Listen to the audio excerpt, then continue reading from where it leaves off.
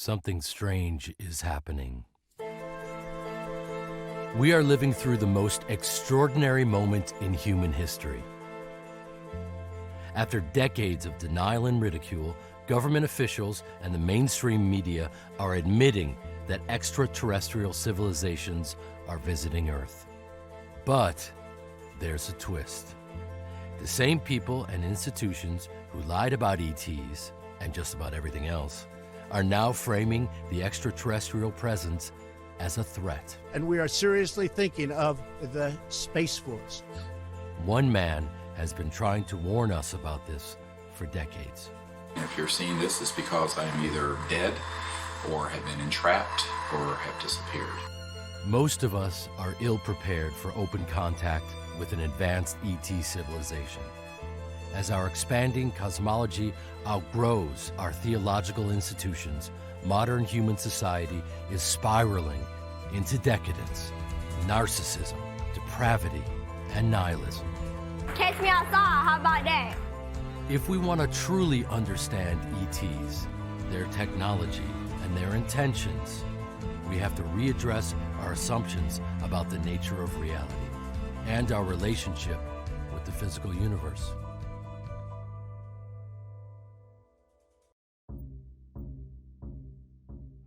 On the surface, UFOs are real, there are these machines zipping through the sky.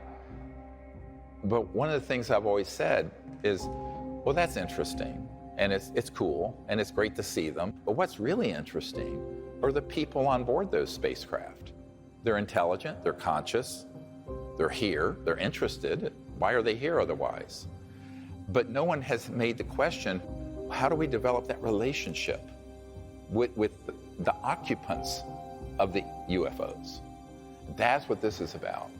It's going from just sort of a materialistic view, there's a machine flying around the sky, and sort of a superficial view of it, to a deeper truth of who's on board, why are they here? What is their relationship to humanity, perhaps the origins of the human race? What are we to do to create a relationship with them, and how do we do that? What is the foundation of a relationship between humans at this stage of our evolution and civilizations that are hundreds of thousands to millions of years more developed technologically and socially and perhaps in consciousness?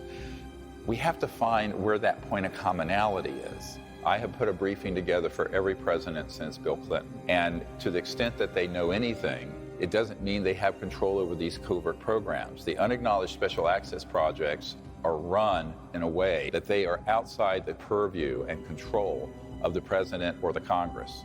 And for that reason, our elected representatives are unlikely to resolve this problem. But we can resolve it by going directly to these civilizations and saying, we're here. You can make contact with us. We're unarmed. We're friendly.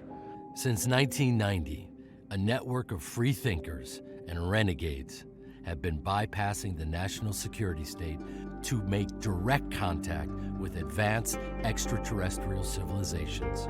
Using the Close Encounters of the Fifth Kind protocols, or CE5, developed by Dr. Greer. This has proven to be the most subversive and dangerous information he has released to the public. Oh my gosh. Look at this shit, dude. Here's some look at this. Dude, this is UFO type shit right now, man. And talking about look at this shit right now. Oh my god, look at this. These three lights, they keep coming together and then they fucking go apart. Watch this. Look at them. Look at that. Look at them. Dude, what the hell?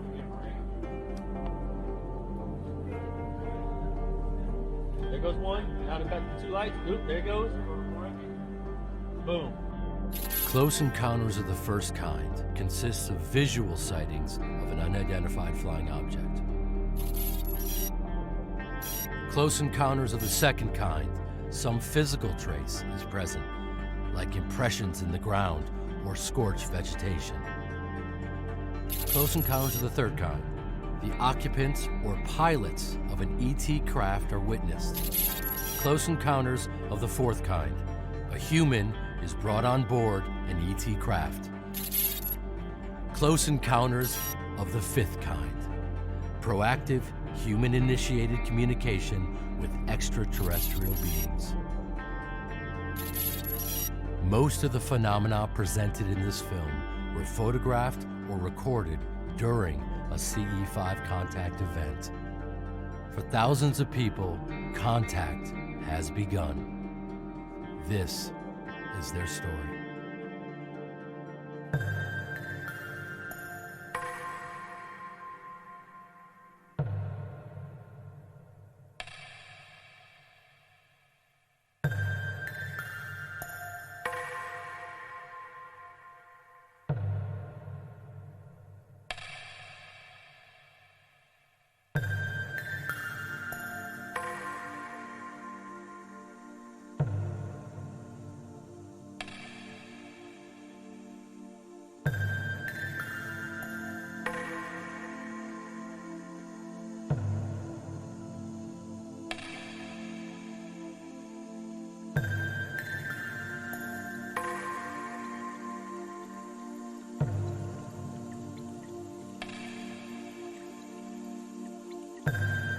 Look, there's 4. There's 4. Holy damn hot shit. Dog.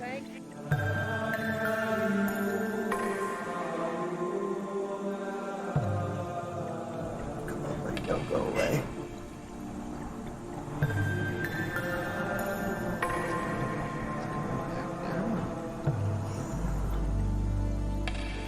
This got on the radar of the intelligence community, and they knew that we had come across the Rosetta Stone of contacting and communicating with interstellar civilizations, and it worked.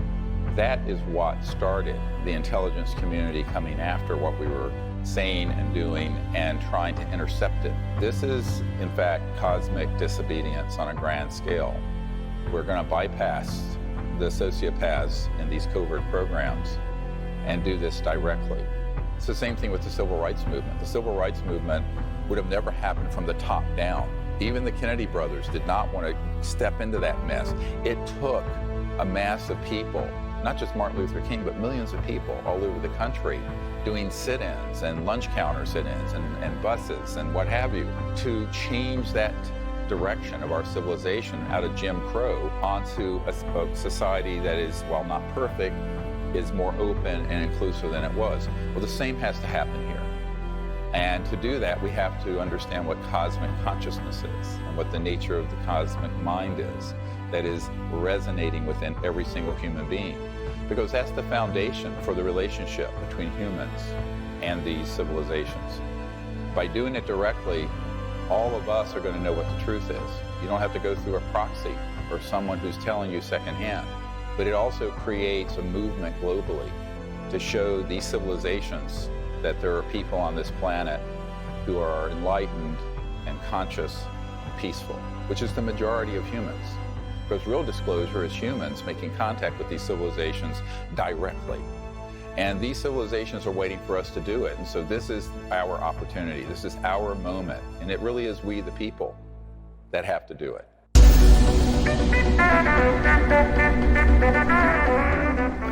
Well, for decades, only crackpots and crazy people believed in UFOs. That's what I thought anyway.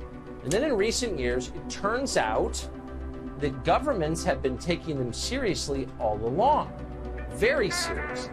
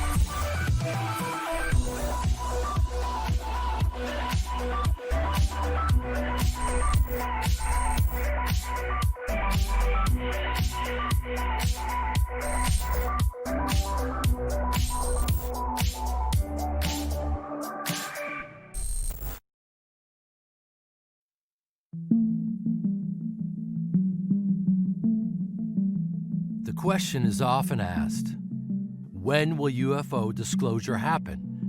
The answer is, it has already happened. It happened in 2001 at the National Press Club in Washington, D.C., where military, NASA, and intelligence agency whistleblowers testified to their involvement in the UFO cover-up and the back engineering of extraterrestrial technologies. It happened again in 2017 with the release of the film Unacknowledged, in anticipation of which the CIA and the FBI published millions of UFO documents on their websites. Despite all this, nothing has really changed. Life goes on as before, except there is a new narrative unfolding in the mainstream media, one that is designed to subvert true disclosure and extinguish the opportunity for transformation available to us through these revelations. Earlier this week, the New York Times and Politico revealed the existence of a secret government program to investigate UFO sightings. It was especially focused on encounters by members of the military, like this one experienced by a U.S. Navy pilot off the coast of California. There's a whole fleet of them. Look on the ASA. My gosh. They're all going against the wind. The wind's 120 miles from the west. Look at that thing. It's rotating. Average people see UFOs, on the news, right? All of a sudden it's real. UFOs, we've been tracking them in the sky. And they go, okay, well, were the tinfoil hat people right? It took a long time for the mainstream media finally admit that, yeah, they are in fact real. Why did we wait that long? Why did we wait for the mainstream media to tell us before we finally believed, hey, this is actually happening? And the challenge is, if there's potentially multiple narratives, how do you decide which one to go with? Back in the 1990s, I was read into or briefed on a project that involved an interagency group that had the ability to disclose the ET presence in a way that would frighten everyone on Earth and convince the public that there was an alien threat, which is completely false. It's all a lie. And that this had been developed in the 50s, and they had been developing the means and the psychological warfare to make that happen. So in the 1990s, I wrote a paper called When Disclosure Serves Secrecy. And what that means is there are two kinds of disclosures that might happen. A truthful one that is also a hopeful one, which is what I gave up my medical career to try to actuate, do.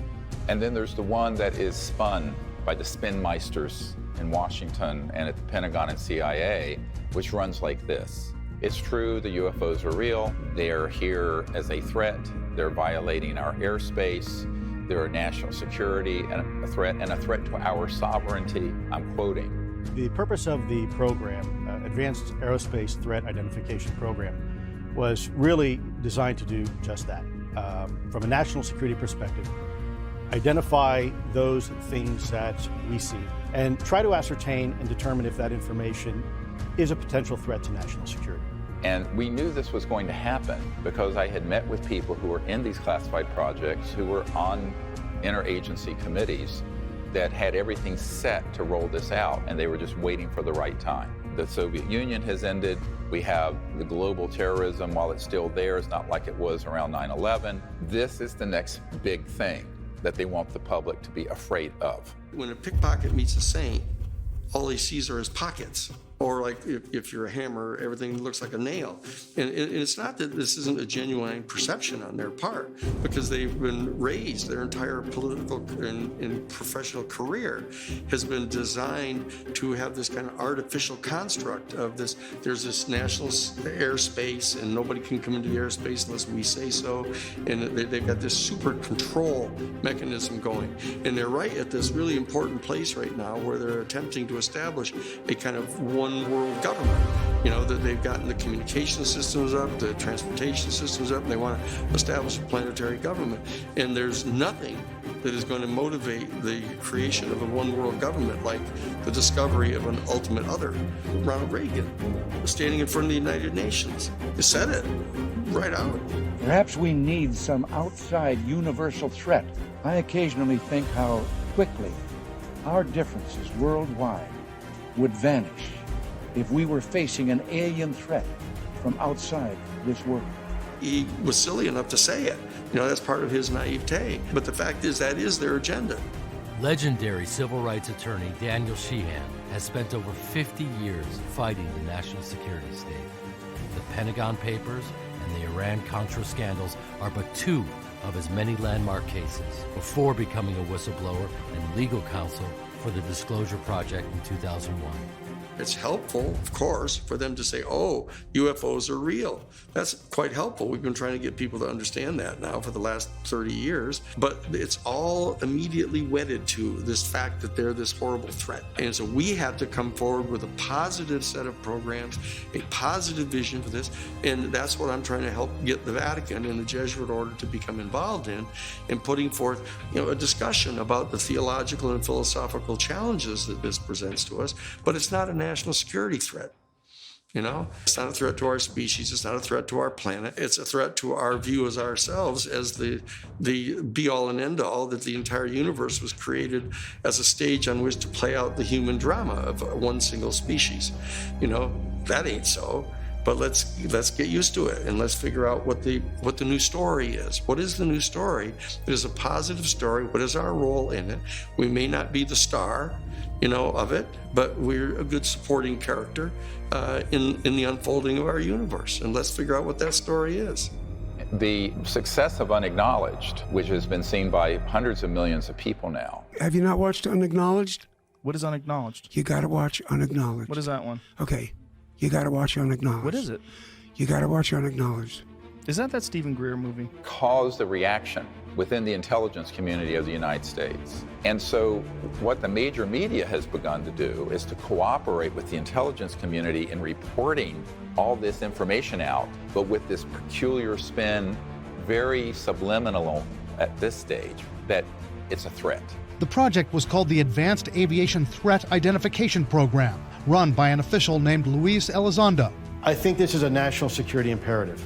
We have clear things that we do not understand how they work, operating in areas that we can't control. One of my first cases coming out of law school was for NBC to establish the right of journalists to protect their confidential news sources. I did the amicus briefs for the New York Times and the Washington Post, and also for CBS and ABC. And it was at that time that I began to realize that there was this close working relationship between the board of editors of the New York Times and the national security community. That there's conversations going on all the time between the board of editors and the national security people. And we actually got an affidavit from Teddy Sorensen saying that, oh yes, the national security state and CIA and everybody consult regularly with the New York Times to get them not to tell information about covert operations that we're engaged in. I was surprised to find that out at that point. I began to do an investigation about this as the lawyer for the Times now and for NBC, and found out that there were 42 full-time Central Intelligence Agency or NSA people employed by the major national news media. And they had a whole entire project called Project Mockingbird. And that they were deeply embedded with the major national news media, and they were constantly, from their point of view, safeguarding the information that was going to be allowed to get out. And it was quite clear that they viewed themselves as all part of the same basic fraternity. They all shared in the patriotic vision of the Central Intelligence Agency being able to go around the world. The thing that we had the biggest challenge with on the Pentagon Papers case is they didn't want to reveal the fact that there was a massive assassination program going on, and it was being funded by heroin trafficking, to keep it away from the congressional funding investigations, etc. I thought this was a terribly newsworthy thing to tell about, but it was beyond the pale. That was not to be talked about here. You can talk about how bad the Vietnam War was, and even the fact that they lied about the Bay of Tonkin incident, but not this. Even the Air Force Office of Special Investigations officer, Richard Doty, admitted that he would bring bags of cash to national security editors in the major media to get their cooperation in this narrative. So every news agency, every television, radio station in the Albuquerque or Santa Fe area had our snitches in there. So we knew, and we paid them. We paid them good money. One of the reasons you get the people is you pay them. And And that was controversial.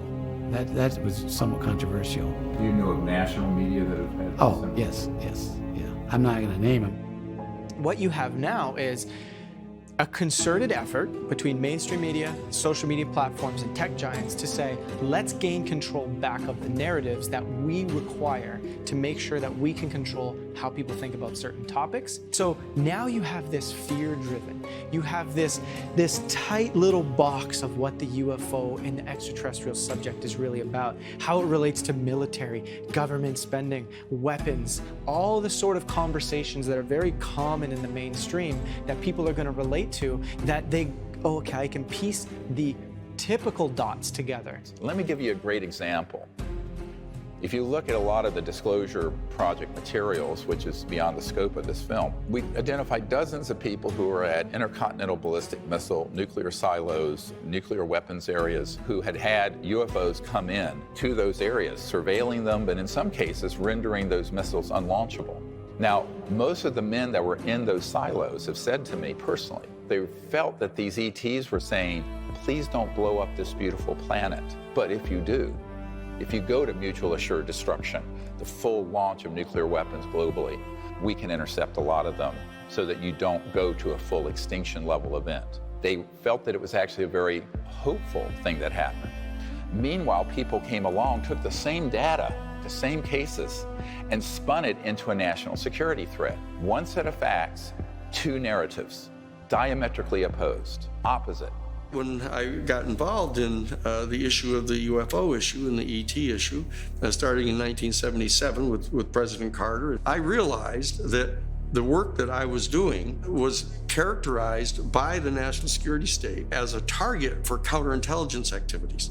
When I see this thing happening with this To the Stars Academy, where they suddenly appear on the front page of the New York Times, and the CNN all of a sudden wants to talk with them, and they're on MSNBC and all this kind of stuff, I immediately kind of realized, wait a second, this is part of what I've been worried about coming out, because they were constantly spinning this story, that this is a threat. My name is Tom DeLong. A lot of people know me from my band Blink-182. I started that band when I was 16. Through a series of meetings, I was soon connected to a large group of U.S. government officials from the CIA, the Department of Defense, and Lockheed Martin Skunk Works. These guys were the ones involved in the secretive U.S. government programs that dealt with these subjects. What's happening is the To the Stars Academy people, who are all, Jim Simi Van, who's there, the chief of covert operations, domestic for CIA, which in and of itself is totally against the law. The National Security Act of 1947 completely, clearly, and unequivocally prohibits any kind of covert operation stateside. But here, that's who he is. And there he is there, and you got the guys from the DIA and the Defense Department and Hal Puthoff and stuff, and they're all there. And what they're doing is they're putting this intense spin. Every single thing they talk about all has this kind of gestalt to it, that this is a threat. And it very well could be a threat. It's a threat to our national security. It's a threat to our airspace. It's a threat to our sovereignty. It's what it is. It's a threat to our dominion over our own planet. And of course, they think that's their job. Our job is to assert full spectrum dominance over the entire planet. We actually have the documents from the 1992 United States Defense Department Policy Planning Guidance document, where they said that right at the end of right at the dissolution of the Soviet Union, said, oh, we've got to not cut back on our military spending. We have to increase it so we can establish full spectrum dominance over the planet.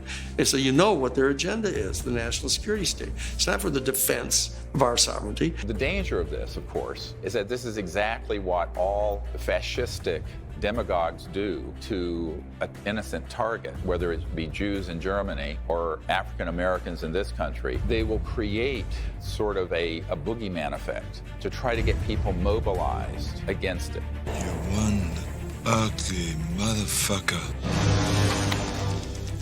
And as one member of a royal family told me, we need to do things so that the public will accept in blood and treasure the sacrifices needed to have an interplanetary war. I'm quoting. Bombshell CIA documents, previously published by the Disclosure Project, reveal a decades-long psychological warfare campaign to cultivate a culture of fear towards extraterrestrials. And it's interesting that Hollywood and the clandestine services are both spend most of their time convincing people that something that's not true is in fact true. I think probably Hollywood is full of CIA agents, and we just don't know it. And I wouldn't be surprised at all to discover that this was extremely common. Intelligence assets within Hollywood have made billions of dollars popularizing the narrative that humanity's first encounter with ETs will be a devastating bloodbath. Mr. Chambers, don't get on that ship. The rest of the book, To Serve Man, it's a cookbook.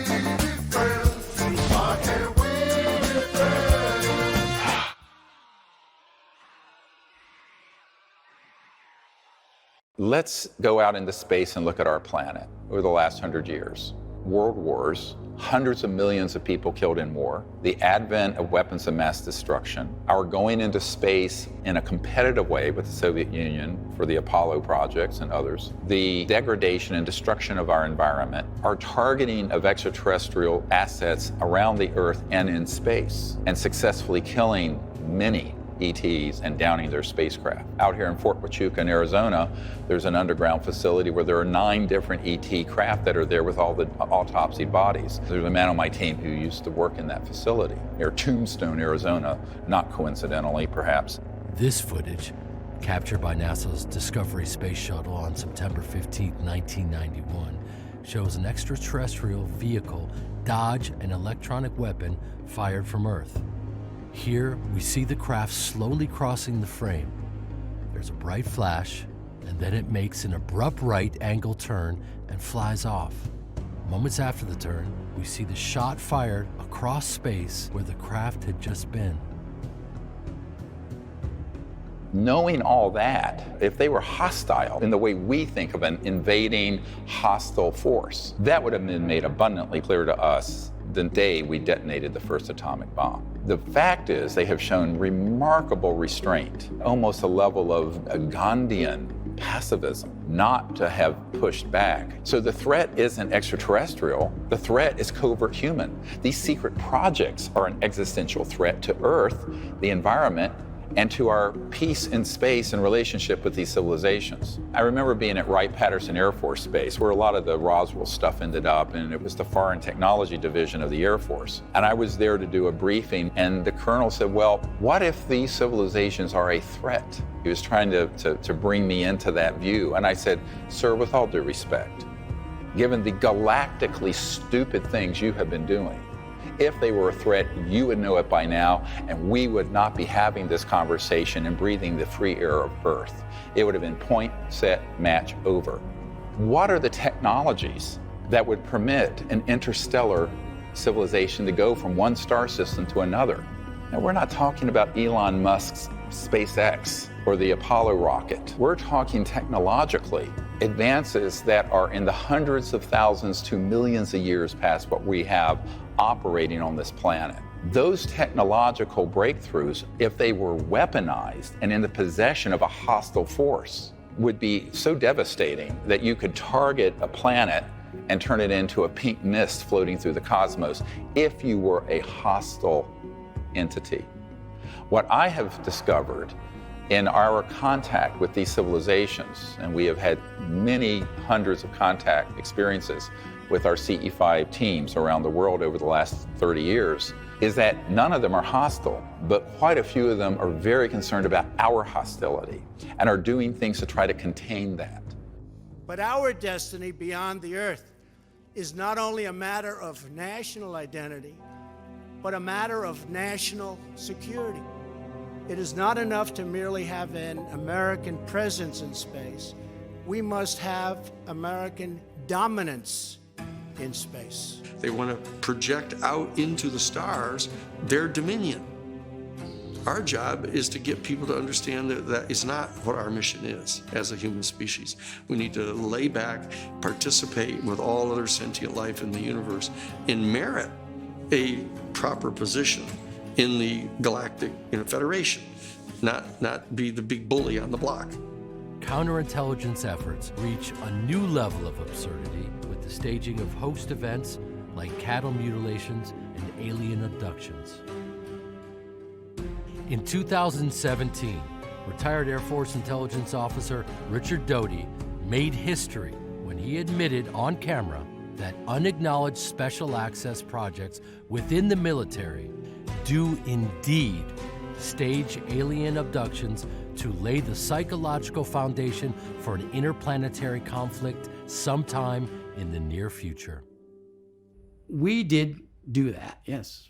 OSI did that. There was a special group out of the 7602nd Air Intel Wing at Fort Belvoir that came out and did that. They had these people that had maybe some sort of defects, anatomical defects that were brought in to fool people into thinking they're aliens. Yeah. I can't give you any specifics because the program is still classified, and they probably are still doing it. I wouldn't doubt it. They were still doing it. This corroborates what dozens of other insiders have disclosed to Dr. Greer, but they're too afraid to testify on camera. Colonel, you're about to find out who your alien really is. General Stahl! Some years ago, I had a meeting with the Crown Prince of Liechtenstein, Hans Adam von Liechtenstein. He had reached out to me through some of his contacts. He said, look, Dr. Greer, we have to meet, but we can't talk about this on the phone. Your efforts to effect disclosure are noble, but they will not be able to be permitted, and not for the reasons you think. I said, well, this is interesting. Finally, we got together in New York City in July of 1994. He said to me, in 1989, a group of us were trying to do disclosure, and it involved Gorbachev, President Bush Sr., himself, and the UN Secretary General Pérez de Cuéllar. And in the course of us putting together the high-level planning meetings to do this, Pérez de Cuéllar, the UN Secretary General, was abducted out of his limousine in Manhattan. He was told by the aliens that if they did not cease and desist from their plans to disclose this information, that every world leader involved, including the President of the United States, would be abducted. This blew up like an atomic bomb in the Bush White House, and it did not go forward. I said, okay, well, tell me more. He says, well, we've concluded that we have to prepare the public for an interplanetary war. And in doing so, we can then also force the return of Christ. And I'm quoting. And I just listened. He didn't know that I knew that the means for that abduction for Pérez de Cuéllar were run by a counterintelligence unit out of the national security state that had the technologies to simulate an alien craft and aliens run completely by military assets, and that there was a deeper part of these unacknowledged special access projects that were zooming even people like Bush Sr., who was on the committee but had lost control of some of these renegade factions. This is a very complicated story. Pérez de Cuéllar being abducted caused him to stop that process. It manipulated these leaders into going onto a war footing. And he confessed to me that the reason he was funding the work of the abduction groups was because they wanted to put information out to the public that would scare the public so that people would make the sacrifice in blood and treasure to have an interplanetary war. Now, this is 25 years ago. It was not a happy meeting for me. If there's any one thing that is going to mobilize people to allow the national security state to establish full spectrum dominance over our planet, it is this. The beings themselves, interestingly and very importantly, aren't putting out their own story. They're not doing that yet. They're trying to get us to understand it. They're trying to give us warnings. They're trying to help raise our consciousness, which is a critical part of this entire operation going on, and trying to get us to do this for ourselves. That's what this is all about. But the national security state realizes that that's a slower process, so they're now trying to hurry this up. There's a kind of an emergency process underway right now. Make no mistake about that. When I was briefing the director of the Defense Intelligence Agency, the very first thing he asked wasn't about this subject. He looked at me, he says, Dr. Greer, what we don't understand is why you haven't killed yourself yet. He said, well, my dad knew about some of this way back in the 60s. No one would do anything about it. So he took his revolver and ate his gun and blew his head off. Now this is a 3-star general telling me this story in the first 10 minutes we're together.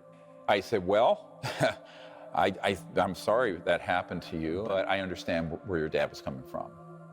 Because it's sort of this,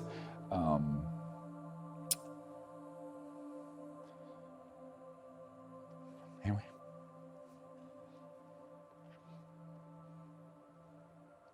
Oh, take a breath.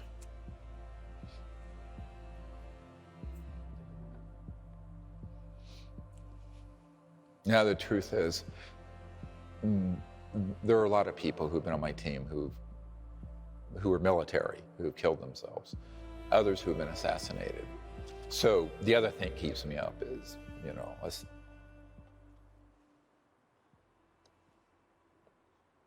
survivor guilt.